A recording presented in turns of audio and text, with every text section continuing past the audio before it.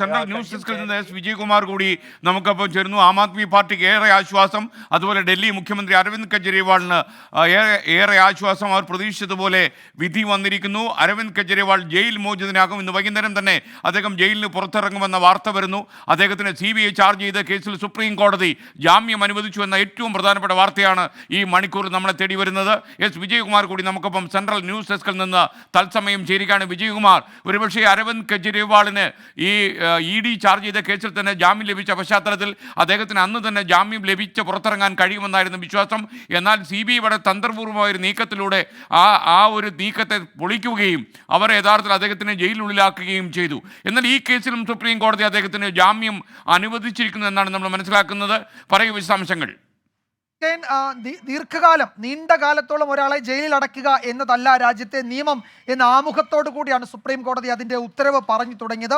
ഒരു വ്യക്തി സ്വാതന്ത്ര്യത്തെ ഹനിക്കുന്ന തരത്തിൽ ഏതെങ്കിലും ഇടപെടൽ നിയമപരമായി നടത്താൻ കഴിയുന്ന കേസല്ല ഇത്. അതുകൊണ്ട് ഈ ഘട്ടത്തിൽ ജാമ്യമാണ് നിയമം എന്ന് കോടതി ചൂണ്ടിക്കാട്ടുകയാണ്. നമുക്കറിയാം, കഴിഞ്ഞ കുറേ കേസുകളിൽ രാഷ്ട്രീയ നേതാക്കൾ, ഈ ഭരണാധികാരികളൊക്കെ ഉൾപ്പെട്ട കേസുകളിൽ തുടർച്ചയായ ജയിൽവാസം എന്നത് ചോദ്യം ചെയ്തു വരുന്ന ഹർജികളിൽ കോടതി മുന്നോട്ട് വയ്ക്കുന്ന ഒരു പ്രധാനപ്പെട്ട വാദം, അത് ചീഫ് ജസ്റ്റിസ് ചന്ദ്രചൂഡ് അദ്ദേഹം ചുമതലയേറ്റതിന് ശേഷമാണ് അത് കുറെ കൂടി പ്രകടമായത്. ജാമ്യമാണ് നിയമം എന്ന ആമുഖത്തോടു കൂടിയാണ് പല ഇത്തരം ജാമ്യാപേക്ഷകളിലും കോടതി തീർപ്പാക്കുന്നത്. അപ്പോൾ ഇവിടെയും കോടതി അതേ വാചകം തന്നെ, ജാമ്യമാണ് രാജ്യത്തെ നിയമം എന്ന് സൂചിപ്പിക്കുകയാണ്. പ്രത്യേക ഇത്തരം കേസുകളിൽ കോടതി ഉപാധികളോടെയാണ് കെജ്രിവാളിന് ജാമ്യം അനുവദിച്ചിരിക്കുന്നത്. 10 ലക്ഷം രൂപയുടെ ബോണ്ടാണ് കെജ്രിവാൾ ജാമ്യ വ്യവസ്ഥയായി ഹാജരാക്കേണ്ടത്. മറ്റൊന്ന്, ഈ കേസുമായി ബന്ധപ്പെട്ട അന്വേഷണ ഏജൻസിയുമായും വിചാരണ കോടതിയുമായും അദ്ദേഹം സഹകരിക്കണം. വിചാരണ വേളയിൽ കോടതിയിൽ ഹാജരാകണം. അന്വേഷണ ഏജൻസി ആവശ്യപ്പെട്ടാൽ അവർക്ക് മുന്നിലും ഹാജരാകണം. അത്തരം നടപടികളുമായി അരവിന്ദ് കെജ്രിവാൾ സഹകരിക്കണം എന്നതാണ് രണ്ടാമത്തെ വ്യവസ്ഥ. കേസുമായി ബന്ധപ്പെട്ട് ഒരു കാര്യവും പുറത്ത് പറയാൻ പാടില്ല, അല്ലെങ്കിൽ ഈ പറയുന്ന മാധ്യമങ്ങളോട് സംസാരിക്കുമ്പോൾ അദ്ദേഹത്തിൻ്റെ പൊതു പ്രസംഗവേദികളിലോ ഈ വിചാരണ ഘട്ടത്തിലേക്ക് കടക്കുന്ന കേസിൻ്റെ വിശദാംശങ്ങളിലേക്കോ അതിൻ്റെ വിവരങ്ങളിലേക്കോ പോകരുത് എന്നതുകൂടി ഒരു ഉപാധിയായി മുന്നോട്ട് വച്ചിട്ടുണ്ട്. ഇത് നമുക്കറിയാം, ഒരു രാഷ്ട്രീയ നേതാവാണ്, ഒരു ഡൽഹി മുഖ്യമന്ത്രിയാണ്, ഒരു പാർട്ടിയുടെ ചുമതലക്കാരനാണ്. അദ്ദേഹത്തിനെതിരായ ഒരു രാഷ്ട്രീയ നീക്കമെന്ന നിലയിലാണ് ഈ വിഷയത്തെ അവതരിപ്പിക്കാറുള്ളത്. അത്തരമൊരു ഘട്ടത്തിൽ കോടതി അതുകൂടി കണക്കിലെടുത്തുകൊണ്ടാവണം അത് ഒരു പുറത്ത് രാഷ്ട്രീയ ചർച്ചയാകുന്ന സാഹചര്യം കൂടി ഒഴിവാക്കാനായിരിക്കാം കോടതി ഈ കേസുമായി ബന്ധപ്പെട്ട വിഷയങ്ങൾ പരാമർശ വിഷയമാക്കരുത് എന്ന് ഇവിടെ കോടതി അതിൻ്റെ ജാമ്യാപേക്ഷയിലെ ഉത്തരവിൽ വ്യക്തമാക്കിയിട്ടുണ്ട്. ഒരു തരത്തിൽ രണ്ട് സാഹചര്യങ്ങളാണ് നമ്മൾ ഈ കേസിൽ കാണേണ്ടത്. ഒന്ന്, അദ്ദേഹത്തിന് സ്വാഭാവികമായി കിട്ടേണ്ട ജാമ്യം അത് അനുവദിക്കുക എന്ന് കോടതി ചെയ്തിരിക്കുന്നു. അത് നിഷേധിക്കുന്ന തരത്തിൽ നിയമപരമായ ഇടപെടൽ ഉണ്ടാകാൻ പാടില്ല എന്ന് കോടതി നിഷ്കർഷിക്കുന്നു.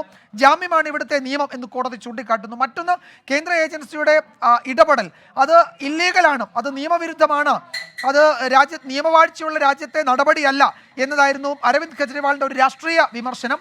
അത് കോടതി നിരാകരിക്കുകയാണ്. CBIയുടെ അറസ്റ്റിലും അവരുടെ നടപടികളിലും ഏതെങ്കിലും തരത്തിലുള്ള നിയമവിരുദ്ധത ഉണ്ടെന്ന് കണ്ടെത്താൻ കഴിഞ്ഞിട്ടില്ല എന്ന് കോടതി ഈ ജഡ്ജ്മെൻറ്റിൻ്റെ തുടക്കത്തിൽ തന്നെ പറയുന്നുണ്ട്. അങ്ങനെ ഒരു ഹർജിയിൽ തിരിച്ചടിയും മറു ഹർജിയിൽ അദ്ദേഹത്തിന് ജാമ്യവും എന്ന നിലയിലേക്ക് കാര്യങ്ങൾ എത്തിയിരിക്കുന്നു. കേന്ദ്ര ഏജൻസിയുടെ അറസ്റ്റ് കോടതി ശരിവെക്കുകയും അത് ശരിയായ നടപടിയാണ്, അതിൽ നിയമവിരുദ്ധ സ്വഭാവമില്ല എന്ന് പറയുകയും ചെയ്യുന്നു. എന്നാൽ അനാവശ്യമായി അനധികൃതമായി നീണ്ടകാലം ഒരാളെ ജയിലിൽ പാർപ്പിക്കുക എന്നതല്ല രാജ്യത്തെ നിയമം. ജാമ്യമാണ് രാജ്യത്തെ നിയമമെന്ന് കോടതി ഓർമ്മിപ്പിക്കുകയും ചെയ്യുന്നു. അതുകൊണ്ട് കേന്ദ്ര ഏജൻസികൾ ജാമ്യം അനുവദിക്കരുത് എന്ന് വാദം നൽകി അത് നിരാകരിക്കുകയും ചെയ്തിരിക്കുന്നു. Okay, thank you Vijayakumar. ഈ മൗലികാവകാശ ലംഘനമാണ് ഈ അരവിന്ദ് കെജ്രിവാളിൻ്റെ തടവ് എന്ന രീതിയിൽ സുപ്രീം കോടതി വിധി വരുന്നു.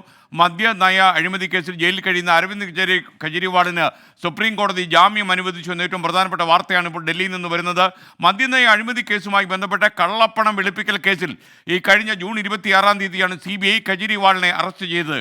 കെജ്രിവാളിന് ഇടക്കാല ജാമ്യം നൽകാൻ അന്ന് ഓഗസ്റ്റ് 14-ാം തീയതി സുപ്രീം കോടതി വിസമ്മതിച്ചു. CBIയിൽ നിന്ന് അന്ന് സുപ്രീം കോടതി വിശദീകരണമൊക്കെ ആരാഞ്ഞിരുന്നു. മാർച്ച് 21-ാം തീയതി ഈ സംഭവത്തിൽ ആദ്യ അറസ്റ്റ് ഉണ്ടായി. അന്ന് എൻഫോഴ്സ്മെൻറ്റ് ഡയറക്ടറേറ്റാണ് കെജ്രിവാളിനെ അറസ്റ്റ് ചെയ്തത്.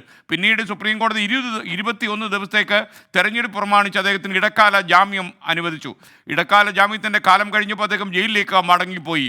പിന്നീട് അദ്ദേഹം പുറത്തിറങ്ങാൻ ജാമ്യം ലഭിച്ച കേസിൽ വീണ്ടും മറ്റൊരു കേസിൽ CBI കേസ് ചാർജ് ചെയ്യുകയും അദ്ദേഹത്തിന് ജയിൽവാസം ഉണ്ടാവുകയാണ് ഉണ്ടായത്. എന്നാൽ സുപ്രീം കോടതി നിർണായകമായ തീരുമാനം പറഞ്ഞിരിക്കുന്നു. അനന്തമായി ഒരാളെ തടവിലിടുന്നതല്ല നിയമവ്യവസ്ഥ അനുകൂലിക്കുന്നത് എന്ന രീതിയിലുള്ള വിധിയാണ് സുപ്രീം കോടതിയിൽ നിന്ന് ഇപ്പോൾ വന്നിരിക്കുന്നത്.